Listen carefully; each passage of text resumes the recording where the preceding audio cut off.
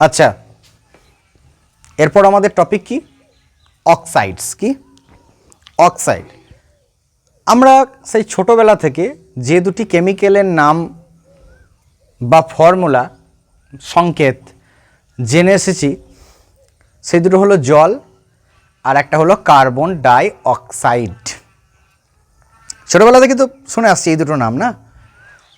সেই ক্লাস 5-এর বইয়ে, 6-এর বইয়ে, 7-এর বইয়ে, 8-এর বইয়ে যে দুটো কেমিক্যাল প্রথম থেকে লেখা থাকতো ভৌতবিজ্ঞান বইয়ে, কেমিস্ট্রি বইয়ে, সেই দুটো হলো জলের ফর্মুলা, যার ফর্মুলার নাম কত? H2O, আর একটা কি? Carbon die oxide, CO2। আজকে ওই অক্সাইড নিয়ে আলোচনা করব, কার্বন ডাই অক্সাইড, সেই অক্সাইড নিয়ে আলোচনা করব। অক্সাইড কি না, কোনো মৌল যখন কোনো একটা অক্সিজেনের সঙ্গে যুক্ত হয়ে একটা যৌগ তৈরি করবে, সেই যৌগটাকে বলা হবে অক্সাইড। অর্থাৎ অক্সাইড হতে গেলে সেই যৌগটার মধ্যে মিনিমাম একটা অক্সিজেন থাকতে হবে, মিনিমাম একটা অক্সিজেন থাকতে হবে সেই যৌগটাকে অক্সাইড হতে গেলে। অর্থাৎ কোনো একটা মৌলিক পদার্থ, সেই মৌলিক পদার্থের সঙ্গে একটা অক্সিজেন যুক্ত হচ্ছে, সেই অক্সিজেনের সঙ্গে একটা বলবো না, মিনিমাম একটা অক্সিজেন যুক্ত হচ্ছে এবং যুক্ত হয়ে একটা যৌগ তৈরি করছে, এই যৌগটাকে বলা হবে ওই মৌলের অক্সাইড। কি হবে? ওই মৌলের অক্সাইড। যদি আমি ধরে নিলাম এ একটা মৌল, সেই মৌলের সঙ্গে একটা অক্সিজেন যুক্ত হয়ে একটা AO2 তৈরি করলো। কি তৈরি করলো? AO2। তাহলে এই যৌগটাকে বলা হবে এ যৌগের কি? অক্সাইড। কি বলা হবে? এ যৌগের অক্সাইড। আমি এটা একটা জেনারেল আমি একটা বললাম। এখানে কটা অক্সিজেন যুক্ত হয়েছে? দুটো। সব সময় যে দুটো অক্সিজেন যুক্ত হবে তার কোনো মানে নেই। কখনো কখনো একটা অক্সিজেন যুক্ত হবে, কখনো কখনো দুইয়ের অধিক অক্সিজেন যুক্ত হবে, কখনো দুটো, কখনো তিনটে, কখনো পাঁচটা, কখনো চারটে, কখনো তিনটে, কখনো দুটো, কখনো একটা। মোট কথা অক্সিজেন যুক্ত হলেই, সেই মৌলটা কোন একটা মৌলের সঙ্গে অক্সিজেন যুক্ত হলেই সেটা হবে ওই মৌলের অক্সাইড। কি বললাম? অক্সাইড। যেমন কার্বনের সঙ্গে অক্সিজেন যুক্ত হলে পরে কার্বন ডাই অক্সাইডও হয়, আবার কার্বনের সঙ্গে অক্সিজেন যুক্ত হলে কার্বন মনোক্সাইড হয়। বলবো তাহলে তো কোনটা ঠিক কোনটা ভুল? নাকি দুটোই ঠিক না দুটোই ভুল? দুটোই ঠিক, কিন্তু আরও কিছু আমাকে বলতে হবে। কি বলতে হবে? না, কার্বন মানে কয়লা।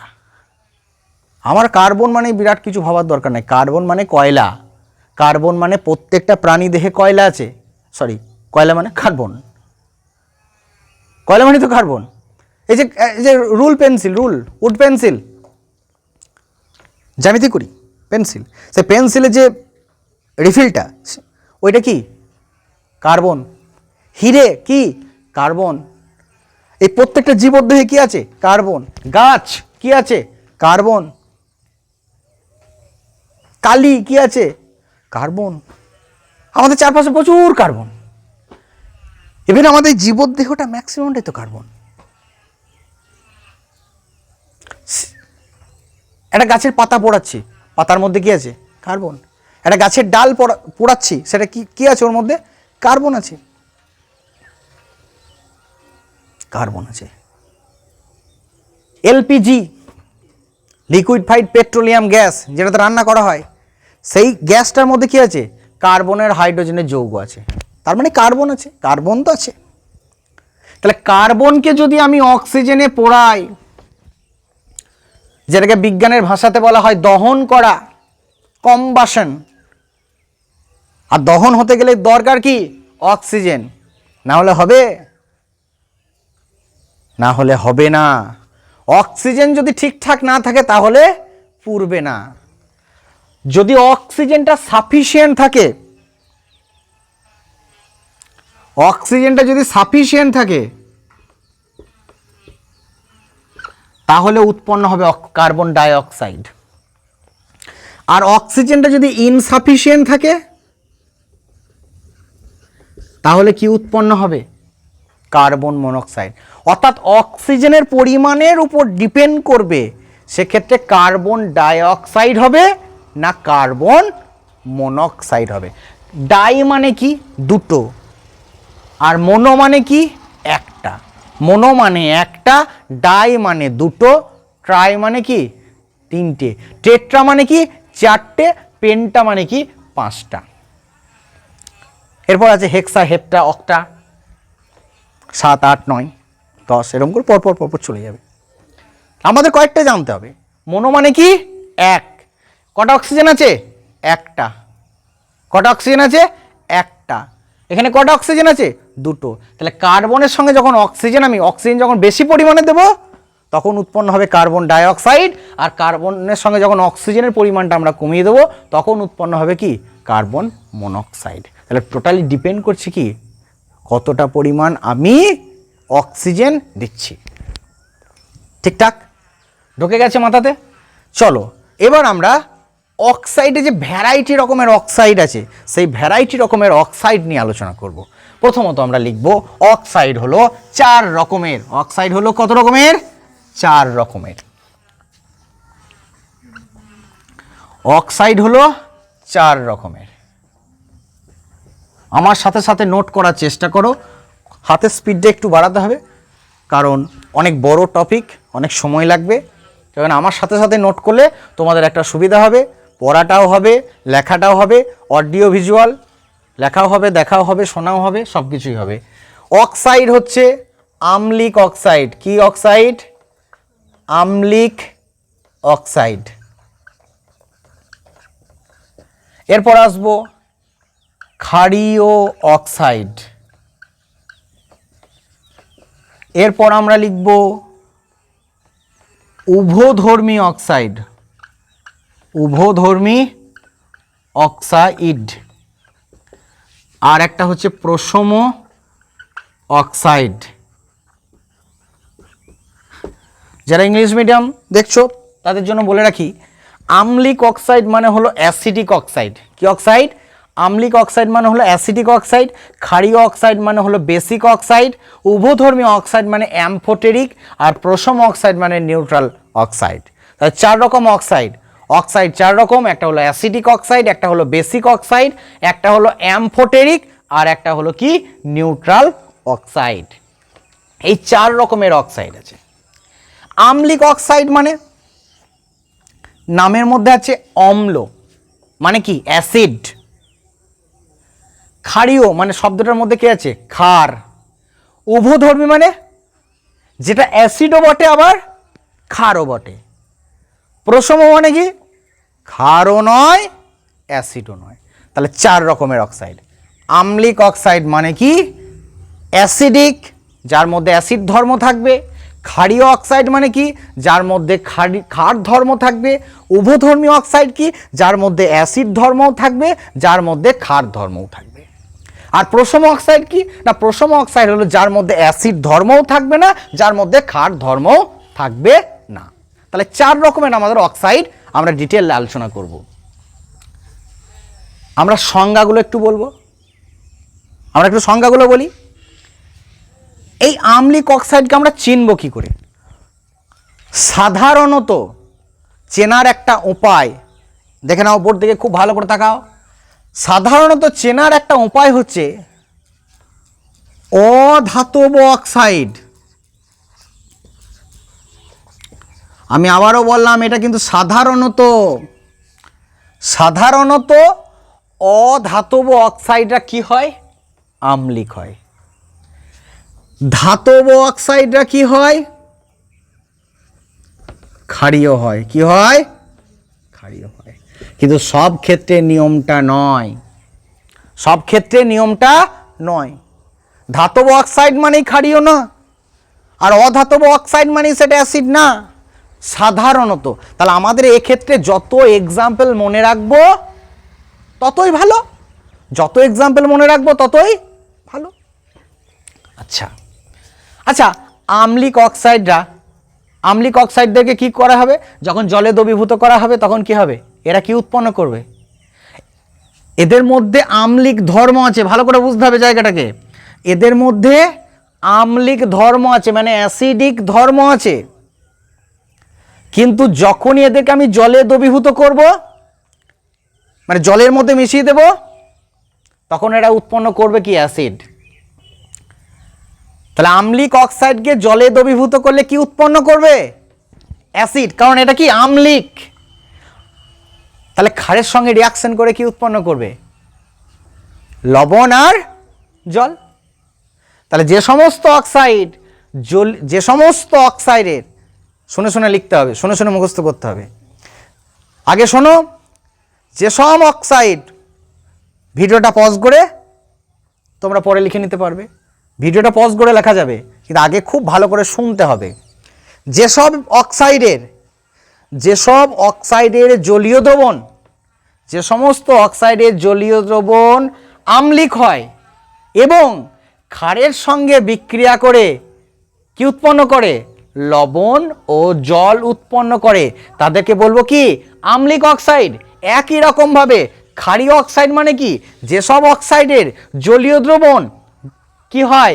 ক্ষারধর্মী হয়, এবং যে সমস্ত অক্সাইডের জলীয় দ্রবণে আমি যদি অ্যাসিড যোগ করি তাহলে কি উৎপন্ন হবে? লবণ এবং জল উৎপন্ন হবে। তাহলে আম্লিক অক্সাইড ক্ষারের সঙ্গে বিক্রিয়া করে লবণ জল উৎপন্ন করবে, আর ক্ষারীয় অক্সাইড কি করবে? অ্যাসিডের সঙ্গে বিক্রিয়া করে লবণ জল উৎপন্ন করবে। আর উভধর্মী অক্সাইড কি? উভধর্মী অক্সাইডের আবার চরিত্র আলাদা। যদি ক্ষারের সঙ্গে রিয়াকশন করে ও তখন নিজে হয়ে যাবে অ্যাসিড, ও তখন নিজে কি হয়ে যাবে? অ্যাসিড হয়ে যাবে। আবার যদি অ্যাসিডের সঙ্গে রিয়াকশন করে ও তখন কি হয়ে যাবে? ক্ষার। তাহলে নিজেকে ও কি করতে পারবে? চেঞ্জ করতে পারে। ও অ্যাসিডের সঙ্গে যখন রিয়াকশন করবে তখন ক্ষার, আবার ক্ষারের সঙ্গে রিয়াকশন করবে তখন কি হয়ে যাবে? ধরলে ওর সামনে একটা তীব্র অ্যাসিড চলে এসেছে, ও তখন কি হয়ে যাবে? ক্ষার। একটা তীব্র অ্যাসিড, স্ট্রং অ্যাসিড চলে এসেছে, ও তখন কি হয়ে যাবে? ক্ষার। আর তীব্র ক্ষার চলে এসেছে, হয়ে যাবে কি? অ্যাসিড। তাহলে আম্লিক অক্সাইড কিন্তু সব সময় আম্লিক, ক্ষারীয় অক্সাইড মানে সব সময় ক্ষারীয়। আম্লিক অক্সাইড কার সঙ্গে রিয়াকশন করে লবণ জল উৎপন্ন করবে? ক্ষারের সাথে। আর ক্ষারীয় অক্সাইড কার সঙ্গে রিয়াকশন করবে? অ্যাসিডের সঙ্গে রিয়াকশন করে লবণ জল উৎপন্ন করবে। কিন্তু উভধর্মী অক্সাইড ক্ষারের সঙ্গে বিক্রিয়া করবে, অ্যাসিডের সঙ্গে বিক্রিয়া করবে। যখন ক্ষারের সঙ্গে বিক্রিয়া করবে তখন নিজে হবে অ্যাসিড, আর যখন অ্যাসিডের সঙ্গে বিক্রিয়া করবে তখন নিজে হয়ে যাবে কি? ক্ষার। উভধর্মী অক্সাইড ও রিয়াকশন কি জন্য করতে যাবে? ও নিউট্রাল, ওর অ্যাসিড ধর্মও নেই, ওর মধ্যে কোনো ক্ষার ধর্মও নেই। এবার আমরা আসবো এক্সাম্পলের দিকে। মনে রাখো, দেখো আমরা একটা অধাতু নেব, অধাতুটা নেব কি? কার্বন, তার সঙ্গে অক্সিজেন দিলাম, কি উৎপন্ন হলো? Carbon die oxide. তাহলে এই অক্সাইডটা কেমন দেখছো? কার্বন আছে আর অক্সিজেন আছে, তাহলে কি হলো? কার্বনটা অধাতু আর অক্সিজেনটা কি? অধাতু। অক্সিজেন তো অধাতু সব সময়। আমরা অক্সিজেনের সঙ্গে যে যুক্ত আছে সেই মৌলটাকে দেখব। এখানে অক্সিজেনের সঙ্গে কে যুক্ত আছে?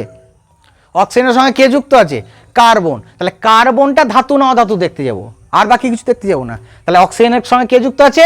কার্বন। তাহলে কার্বনটা কি? কার্বনটা হলো অধাতু। তাহলে অধাতব অক্সাইড হলে কি হয়? অধাতব অক্সাইড হলে কি হয়? আম্লিক হয়। অধাতব অক্সাইড হলে আম্লিক হয়। তাহলে এটা আম্লিক অক্সাইডের উদাহরণ। আচ্ছা, আমি যদি সালফারকে অক্সিজেনে পোড়াই কি উৎপন্ন হবে? Sulphur dioxide. এটা কি? এটা কি? আম্লিক অক্সাইড। এটা কি? আম্লিক অক্সাইড। আচ্ছা, আমি নাইট্রোজেনের সঙ্গে যদি অক্সিজেনের রিয়াকশন করি তাহলে উৎপন্ন হয় NO, আবার NOর সঙ্গে যদি আমি অক্সিজেন আবার রিয়াকশন করাই কি উৎপন্ন হবে? NO2। ভালো করে লক্ষ্য করে দেখ, কার্বনের সঙ্গে অক্সিজেন রিয়াকশন করছে তখন কার্বন ডাইঅক্সাইড, আম্লিক অক্সাইড। সালফারের সঙ্গে অক্সিজেন রিয়াকশন করছি, সালফার ডাইঅক্সাইড, আম্লিক অক্সাইড। নাইট্রোজেনের সঙ্গে অক্সিজেন রিয়াকশন করে কি উৎপন্ন হয়? NO। তার সঙ্গে আবার অক্সিজেন রিয়াকশন করলে কি উৎপন্ন হয়? NO2। এটা আম্লিক, এটা আম্লিক, এটা আম্লিক, এইটা কিন্তু প্রশম। ওই জন্যই বলে রেখেছিলাম সাধারণত অধাতব অক্সাইডগুলো আম্লিক হয়, তবে সবাই নয়। তুই এটাকে ওর যদি রুলস হয়ে যেত, ওটা যদি শুধু রুলস হয়ে যেত, আমি তোকে বলে দিলাম অধাতু অক্সিজেন আম্লিক, তাহলে তুই এটা দেখে কি করতে পারতিস? ও নাইট্রোজেনটা তো অধাতু, কি হবে? আম্লিক। কিন্তু অ্যাকচুয়ালি এটা আম্লিক নয়। নাইট্রোজেনের সঙ্গে দুটো অক্সিজেন মানে নাইট্রোজেন ডাইঅক্সাইড, সেটা হচ্ছে কি? আম্লিক অক্সাইড। কিন্তু এইটা আম্লিক নয়, এটা কি? প্রশম অক্সাইড। তাহলে প্রশম অক্সাইডের এক্সাম্পল আমি আগে লিখে দিই। প্রশম অক্সাইড যেমন জল, এটা কার অক্সাইড? হাইড্রোজেন এর অক্সাইড। জলটা কি? হাইড্রোজেনের অক্সাইড। হাইড্রোজেনের সঙ্গে অক্সিজেন মিশে কি হয়েছে? জল তৈরি হয়েছে। তাহলে এই জলটা কি? প্রশম অক্সাইড। CO কার্বন মনোক্সাইড, দেখ ভালো করে দেখ, কার্বনের সঙ্গে দেখ অক্সিজেন আছে, তাহলে এটা অধাতব অক্সাইড। তো তাহলে অধাতব অক্সাইড মানে তোরা কি করে দিতে পারতিস? আম্লিক অক্সাইড করে দিতে পারতিস, কিন্তু এটা নয়, এটা কি? প্রশম অক্সাইড। তাহলে H2O এটা হলো কি?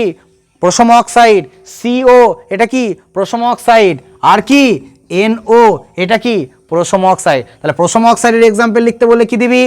H2O, CO আর কি দিবি? NO। আচ্ছা, কার্বন ডাইঅক্সাইডকে কেন আম্লিক অক্সাইড বলা হচ্ছে এবার তোরা বুঝতে পারবি। দেখ, এই কার্বন ডাইঅক্সাইডকে যখন আমরা জলে দিয়ে দেব তখন কি উৎপন্ন হবে? তৈরি হবে H2CO3 কার্বনিক অ্যাসিড। সকালে পড়াচ্ছিলাম, সকালেই তো এটা পড়ানো হচ্ছিল, এটা একটা মৃদু অ্যাসিড। এটা কি উৎপন্ন হচ্ছে? কার্বন ডাইঅক্সাইডকে যখন জলে মেশানো হচ্ছে তখন উৎপন্ন হচ্ছে কি? Carbonic acid. তাহলে কেন কার্বন ডাইঅক্সাইডকে আম্লিক অক্সাইড বলা হচ্ছে? তার কারণ একে যখন জলে দ্রবীভূত করা হলো তখন উৎপন্ন করলো অ্যাসিড। বোঝা গেল? সালফার ডাইঅক্সাইডকে যখন জলে দ্রবীভূত করা হচ্ছে তখন উৎপন্ন করছে সালফিউরাস অ্যাসিড। কি উৎপন্ন করছে? Sulphurous acid. NO2কে যখন জলে দ্রবীভূত করা হচ্ছে তখন উৎপন্ন করছে নাইট্রিক অ্যাসিড, তার সাথে সাথে NO। আমি যদি এটাকে নেগলেক্ট করি তাহলে উৎপন্ন করছে কি? Nitric acid. এখানে উৎপন্ন হলো কি? Sulphurous acid. এখানে উৎপন্ন হলো কি? Carbonic acid. তাহলে এইগুলোকে কি বলবো? এটাকে বলবো আম্লিক অক্সাইড, এটাকে বলবো কি? আম্লিক অক্সাইড, এটাকে কি বলবো? আম্লিক অক্সাইড। ঢুকেছে মাথাতে? তাহলে আম্লিক অক্সাইড হলো এমন একটা অক্সাইড যেটাকে যখন জলে দ্রবীভূত করা হবে তখন উৎপন্ন করবে অ্যাসিড, আর ওই অ্যাসিডটা ক্ষারের সঙ্গে বিক্রিয়া করে কি উৎপন্ন করবে? লবণ আর কি? জল। কিন্তু সব সময় অধাতব অক্সাইডটাই আম্লিক অক্সাইড হবে তার কোনো মানে নেই। তার জন্য এক্সেপশনগুলো আমরা লিখে রেখে দিয়েছি ডান দিকে প্রশমর ঘরে, যেখানে H2Oটা হলো প্রশম অক্সাইড, COটা হলো প্রশম অক্সাইড, আর NOটা হলো কি? প্রশম অক্সাইড। ঢুকেছে মাথাতে? এটা তোমরা যারা ভিডিওতে দেখছো তারা এই জায়গাটাকে পজ করবে এবং পজ করে তোমরা এটা পুরোপুরি টুকে নেবে, কারণ আমার বোর্ডে আর লেখার জায়গা নেই, তাই আমি বাধ্য এটাকে মুছে দিতে। তাই আমি এটাকে মুছে দেবো, নিয়ে ক্ষারীয় অক্সাইডে চলে যাব।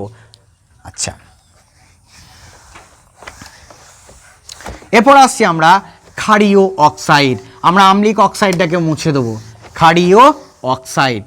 আমরা উভধর্মী অক্সাইডটাকে মুছে দেবো, প্রশম অক্সাইডটাকেও মুছে দেবো, সবই মুছে দেবো, নিয়ে আবার নতুন করে লিখবো ক্ষারীয় অক্সাইড। ক্ষারীয় অক্সাইড মানে আমরা একটা ট্রিক্স লিখেছিলাম কি?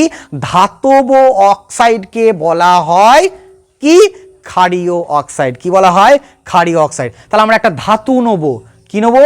একটা। আচ্ছা, আম্লিক অক্সাইডের আরও উদাহরণ হয়, কিন্তু তোমাদের বইয়ে, বিভিন্ন বইয়ে দু একটা করে বেশি থাকতে পারে, কিন্তু তোমাদেরকে মাথায় রাখতে হবে তাকে যখন জলে দ্রবীভূত করা হচ্ছে তখন অ্যাসিড উৎপন্ন হচ্ছে কি না, আর যখন ক্ষারের সঙ্গে বিক্রিয়া করছে তখন লবণ জল উৎপন্ন হচ্ছে কি না।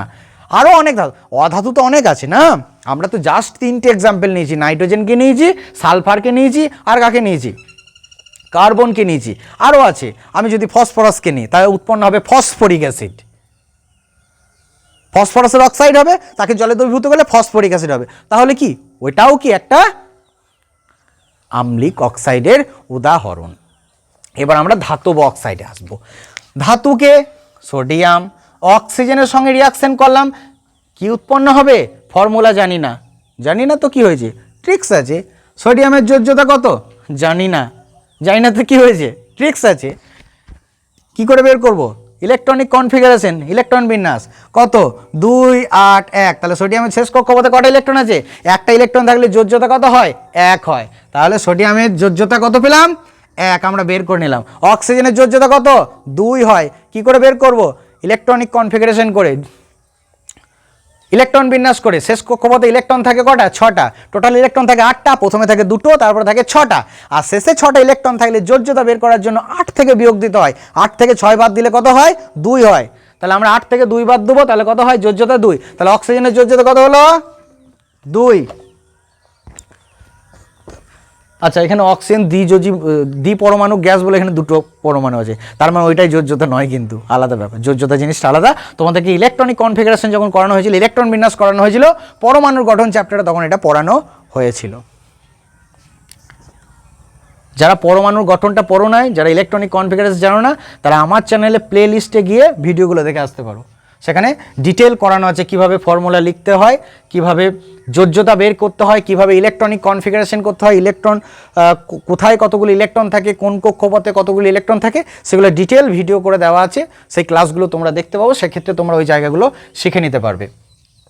তো আমরা আবার টপিকে ফিরে আসি। সোডিয়ামটা হবে কত? Na2, আর অক্সিজেন কত হবে? 1। তাহলে সোডিয়াম অক্সাইডের যোজ্যতা কত? সোডিয়াম অক্সাইডের যোজ্যতা হলো, ফর্মুলা কি হলো? Na2O। ঠিক আছে। আচ্ছা, ক্যালসিয়ামকে যখন অক্সিজেনে পোড়ানো হয় কি হয় রে? CaO। ম্যাগনেসিয়ামকে যখন অক্সিজেনে পোড়ানো হয় কি হয়? MgO। তাহলে এইগুলো কি? এইগুলো হচ্ছে ক্ষারীয় অক্সাইড। ক্ষারীয় অক্সাইড মানে কি? জলে দ্রবীভূত করলে ক্ষার হবে। জলে যখন দ্রবীভূত করা হবে তখন কি উৎপন্ন হবে? ক্ষার হবে। তাহলে একটু জলে দ্রবীভূত করে দেখা যাক। Na2O, জল দিয়ে দিলাম, কি হয়ে গেল? NaOH।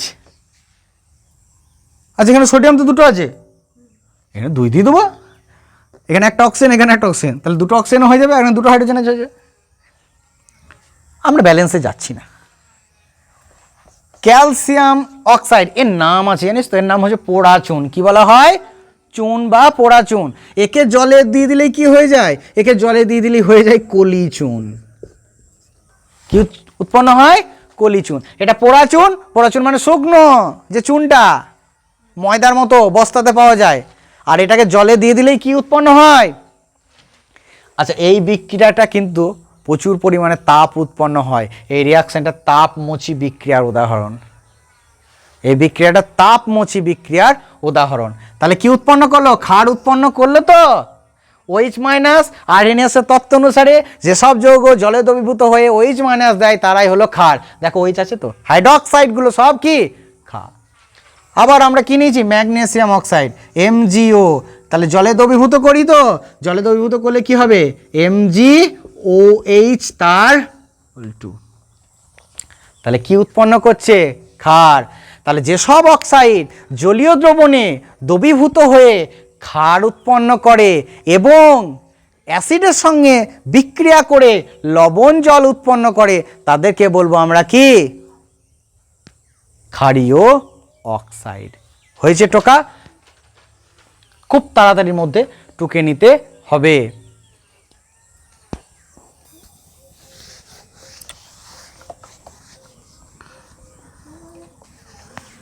এরপর আমাদের আলোচ্য বিষয় উভধর্মী অক্সাইড।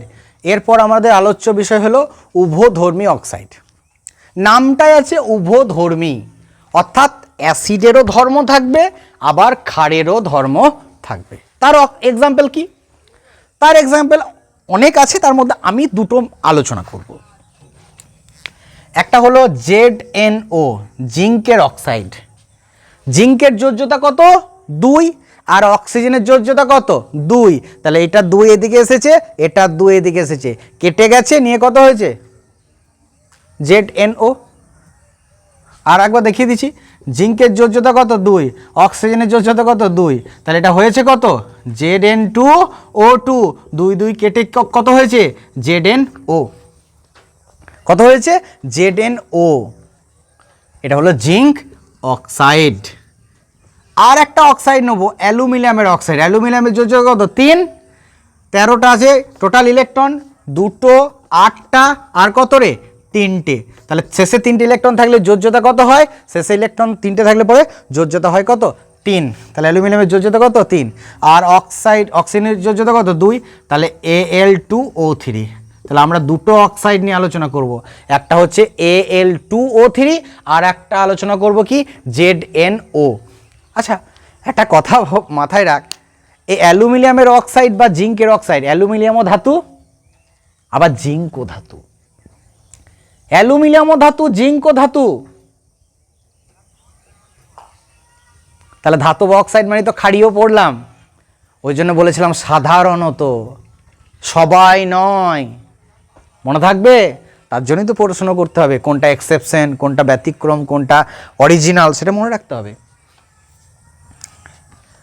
তাহলে আমরা কোন দুটো অক্সাইড নিয়ে আলোচনা করব, ZnO আর কি, আর আলোচনা করব কি হলো বললাম Al2O3।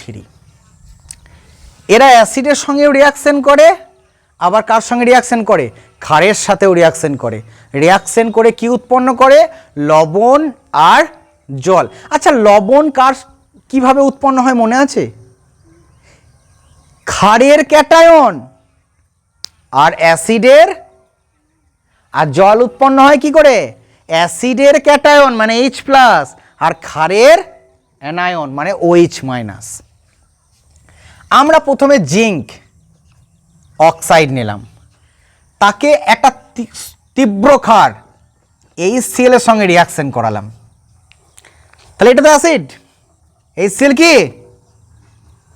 তীব্র অ্যাসিড একটা, এ তখন কি হয়ে যাবে ক্ষার, কি উৎপন্ন হবে, এ তখন হয়ে যাবে ক্ষার। খুব ভালো করে লক্ষ্য করে দেখো, ক্ষার, এ তখন হয়ে যাবে ক্ষার, এ যখন অ্যাসিড এ তখন ক্ষার, তাহলে জল তো উৎপন্ন করবে, লিখে দাও চোখ বন্ধ করে, জল উৎপন্ন করলো, আর কি উৎপন্ন করবে, একটা লবণ উৎপন্ন করবে, সেই লবণের ক্যাটায়ন কে হবে, ক্ষারের ক্যাটায়ন মানে কে জিঙ্ক, আর এর অ্যানায়ন কে ক্লোরিন, উৎপন্ন হবে কি জিঙ্কের যোজ্যতা 2 আর ক্লোরিনের যোজ্যতা কত 1, তাহলে ক্লোরিন কটা থাকবে, ক্লোরিনকে কটা নিতে হবে 2টো, তাহলে লবণ উৎপন্ন হলো, এটা হলো লবণ, এর নাম কি জিঙ্ক ক্লোরাইড, কি নাম জিঙ্ক ক্লোরাইড, আর এটাকে কি বলা হবে জল। আচ্ছা এরপরে আমরা জিঙ্কের সঙ্গে কার রিয়াকশন করাবো, NaOH এর রিয়াকশন করাবো, কি করাবো NaOH এর রিয়াকশন, তাহলে কি উৎপন্ন হবে, এক্ষেত্রেও তো জল উৎপন্ন হবে, হবে কি হবে না, এক্ষেত্রেও কিন্তু জল উৎপন্ন হবে, আর লবণ উৎপন্ন হবে, লবণের ক্যাটায়ন কে হবে, আচ্ছা এটা তো ক্ষার, আমি কার সাথে রিয়াকশন করেছি, ক্ষারের সঙ্গে রিয়াকশন করেছি, এ তখন কি হয়ে গেছিল অ্যাসিড, তাহলে যে লবণটা উৎপন্ন করবে তার ক্যাটায়ন কে হবে সোডিয়াম, কি উৎপন্ন হবে সোডিয়াম। দেখ তোদেরকে ফর্মুলাতে করিয়েছিলাম দুটো কম্পাউন্ড, মনে করে দেখ, সোডিয়াম জিঙ্কেট বলে একটা কম্পাউন্ড ফর্মুলা করেছিলাম, Na2ZnO2, এটাই হচ্ছে সেই সোডিয়াম জিঙ্কেট, যে সোডিয়াম জিঙ্কেটটা এই অ্যাসিডের সঙ্গে ক্ষার, যখন NaOHটা ক্ষার আর ZnOটা অ্যাসিড রূপে আচরণ করছে, তখন এই লবণটা উৎপন্ন হয়। তোদেরকে ফর্মুলাটা 1 বছর 1.5 বছর আগে করিয়েছিলাম, মনে করে দেখ, ঢুকেছে মাথাতে, কেন এখানে সোডিয়াম হবে আর এখানে কেন জিঙ্ক হবে, দুটোই লবণ, কিন্তু একবার সোডিয়াম ঢুকছে একবার জিঙ্ক ঢুকছে। আমি বলেছি কি যে লবণটা উৎপন্ন হবে সেই লবণের ক্যাটায়ন হবে ক্ষারের ক্যাটায়ন, কি হবে ক্ষারের ক্যাটায়ন। এরপরে আলোচনা করব কি অ্যালুমিনিয়ামকে নিয়ে, Al2 O3 এর সঙ্গে কার রিয়াকশন করাবো HCl এর HClটা কি অ্যাসিড এ তখন কি হবে ক্ষার দুটো ধর্মই আছে এ যখন অ্যাসিড এ তখন ক্ষার হয়ে যাবে লবণ উৎপন্ন করবে কি AlCl3 আর কি উৎপন্ন করবে জল আর Al2O3 এটা যখন NaOH এর সঙ্গে রিয়াকশন করবে তখন উৎপন্ন করবে সোডিয়াম অ্যালুমিনেট চেনা কম্পাউন্ডটা সোডিয়াম অ্যালুমিনেট আর সোডিয়াম জিঙ্কেট কখন তৈরি হয় বুঝতে পারলি তাহলে দেখ এখানে কি দেখালাম HCl এর সঙ্গেও রিয়াকশন করছে মানে অ্যাসিডের সঙ্গেও রিয়াকশন করছে আবার ক্ষারের সাথেও রিয়াকশন করছে যখন ক্ষারের সঙ্গে রিয়াকশন করছে তখন অ্যাসিড আর যখন অ্যাসিডের সঙ্গে রিয়াকশন করছে তখন ক্ষার লবণ জল উৎপন্ন করছে তাহলে এদেরকে কি বলবো আমরা উভধর্মী অক্সাইড অর্থাৎ এদের মধ্যে অ্যাসিড ধর্মও আছে আবার এদের মধ্যে ক্ষার ধর্ম আছে এখান থেকে প্রশ্ন আসতে পারে Al2O3 একটি উভধর্মী অক্সাইড ব্যাখ্যা করো তোকে কি লিখতে হবে Al2O3 অ্যাসিড ও ক্ষারের উভয়ের সাথে বিক্রিয়া করে লবণ জল উৎপন্ন করে তাই এটি একটি উভধর্মী অক্সাইড নিচে দুটো অক্সাইড রিয়াকশন দিয়ে দেবো তোকে বলতে পারে জিঙ্ক অক্সাইড হচ্ছে একটি উভধর্মী অক্সাইড ব্যাখ্যা করো তোকে বলতে হবে কি জিঙ্ক অক্সাইড অ্যাসিড ও ক্ষার উভয়ের সাথে বিক্রিয়া করে লবণ ও জল উৎপন্ন করে তাই ZnO একটি উভধর্মী অক্সাইড নিন এই রিয়াকশন দুটো দিয়ে দিতে হবে বোঝা গেল আর প্রশম অক্সাইড ওই তিনটে এক্সাম্পল মনে রাখলেই মোটামুটি হয়ে যাবে তাহলে আমাদের আজকের আলোচ্য বিষয় ছিল কি অক্সাইড অর্থাৎ কোনো মৌলিক পদার্থের সঙ্গে যখন কোনো একটা অক্সিজেন মিনিমাম একটা অক্সিজেন যুক্ত হয়ে কোনো একটা যৌগ তৈরি করবে যে যৌগে মিনিমাম একটা অক্সিজেন থাকবে সেই যৌগটাকে ওই মৌলের অক্সাইড বলা হবে সে সমস্ত অক্সাইড চার রকমের ধাতব অক্সাইড অধাতব অক্সাইড ক্ষারীয় অধাতব অক্সাইড মানে তো আম্লিক অক্সাইড আর ধাতব অক্সাইড মানে ক্ষারীয় অক্সাইড উভধর্মী অক্সাইড এবং প্রশম অক্সাইড নিয়ে আমরা ডিটেল আলোচনা করলাম যদি কারোর কোনো বুঝতে কোনো জায়গায় অসুবিধা হয় আমাকে কমেন্ট সেকশনে অবশ্যই লিখে তোমরা জানাবে ওকে আজকের ক্লাসটা এই পর্যন্তই